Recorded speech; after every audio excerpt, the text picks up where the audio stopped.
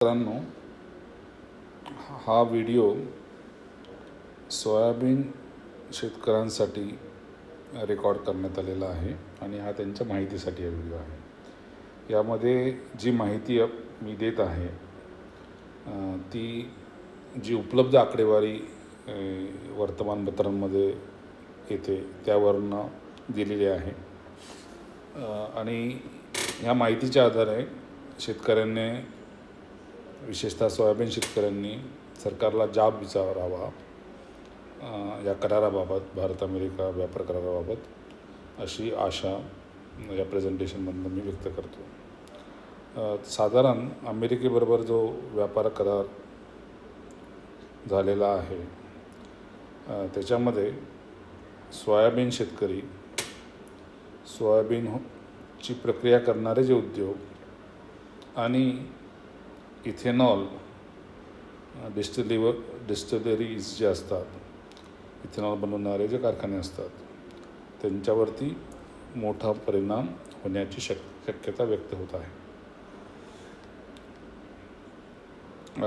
सर्वाधिक तोटा कोणाला होणार आहे तर जे अभ्यासक सांगतात तर त्यामध्ये सोयाबीन शेतकऱ्यांनी सावध राहायला हवं, कारण त्याचा आर्थिक फटका हा सोयाबीन शेतकऱ्यांना बसू शकतो. तसेच जे सोयाबीन प्रक्रिया करणारे जे उद्योग आहेत, भारतीय उद्योग, तर त्यांनासुद्धा सोयाबीन तेलाच्या कमी किमतींमुळे, घसरत्या किमतींमुळे आणि DOC च्या घसरत्या दराचा सामना करावा लागणार आहे. तसेच मगाशी म्हटल्याप्रमाणे इथे ज्या इथेनॉल डिस्टिलरीज आहेत आणि ज्या मुख्यतः मका व तांदूळ वापरून इथेनॉल तयार करणाऱ्या जे डिस्टिलरी आहेत त्यांना देखील तोटा होऊ शकतो, कारण हे जे DDGS आहे, जे एक उपउत्पादन म्हणून विकतात या डिस्टिलरीज, तर ते सुद्धा आयात होणार आहे या करारामुळे असं सांगितलं जातं.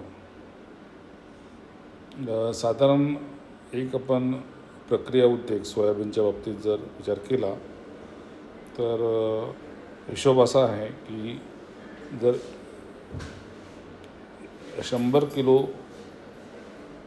सोयाबीन जर आपण घेतलं तर त्याच्या प्रोसेसिंगमधनं किंवा प्रक्रियेमधून एक 18 किलो ऑइल किंवा सोयाबीनचं तेल हे तयार होतं आणि उरलेले जे 82 किलो आहे ती खळ किंवा DOC ज्याला आपण म्हणतो ती निर्माण होते. असा 100 किलोचा हिशोब आहे. ओके, त्यामुळे सोयाबीन प्रक्रियेतून मिळणारे DOC आणि तेलाचे दर जर घसरले तर ही जी प्रक्रिया उद्योग आहे, जी सोयाबीनची प्रक्रिया करणारे जे उद्योग आहेत ते तोट्यात येऊ शकतात अशी भीती व्यक्त होत आहे.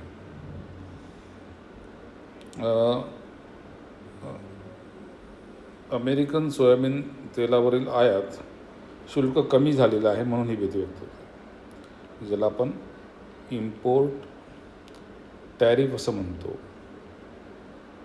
तर ते कमी झाल्यामुळे ही भीती सोयाबीन तेलावरचे शुल्क किंवा टॅरिफ कमी झाल्यामुळे व्यक्त होत आहे आणि त्यामुळेच हे तेलाचे दर घसरण्याचे बोललं जात आहे आणि DOCचे पण दर घसरण्याचे बोललं जात आहे.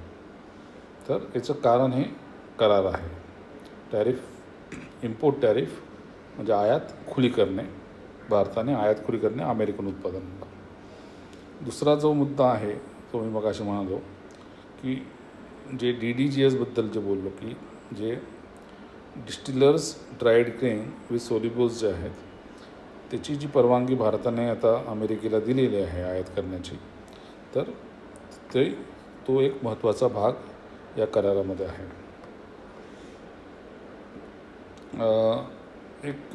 कोणाला फटका बसू शकतो, किती क्षेत्राला फटका बसू शकतो, यासाठी थोडी आकडेवारी जर बघितली तर साधारण सरकारने जी आकडेवारी पब्लिश केलेली आहे त्या आधारे जर आपण बघितलं तर साधारण 1.3 कोटी 1.3 कोटी क्षेत्र हेक्टर क्षेत्र हे सोयाबीन लागवडीखाली आहे.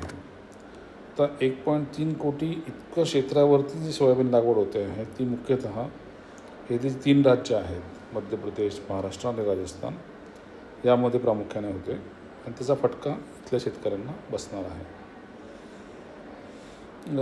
किती आयात शुल्क आहे आज, म्हणजे इम्पोर्ट टॅरिफ किती आहे आणि तो कमी किती करण्याची शक्यता आहे. तर सध्या जे कच्च्या सोयाबीन तेलावर आयात शुल्क सांगितलं गेलेलं आहे ते साधारण 16.5% आहे. हा सध्या लागू असलेला दर आहे आणि हे जर ते कमी झालं तर अमेरिकन तेल हे स्वस्त दराने भारतात उपलब्ध होईल. तर अमेरिकन सोयाबीन तेलाला कमी आयात शुल्क मिळालंच तर इतकं स्वस्त होईल की जे इतर देश जे इतर देशातनं जे आपण सोयाबीन तेल घेतो त्यापेक्षाही ते स्वस्त होण्याची शक्यता आहे.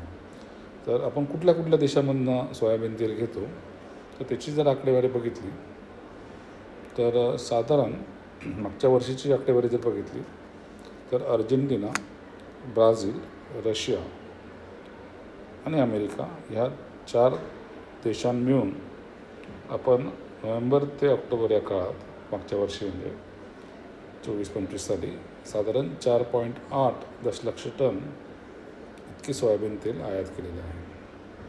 आणि अमेरिकेचा जो आयात शुल्क कमी झाल्यास ही आयात वाढणारच आहे आणि जे अर्जेंटिना, ब्राझील आणि रशियापेक्षाही जास्त कमी दराने तेल आयात होऊ शकतं.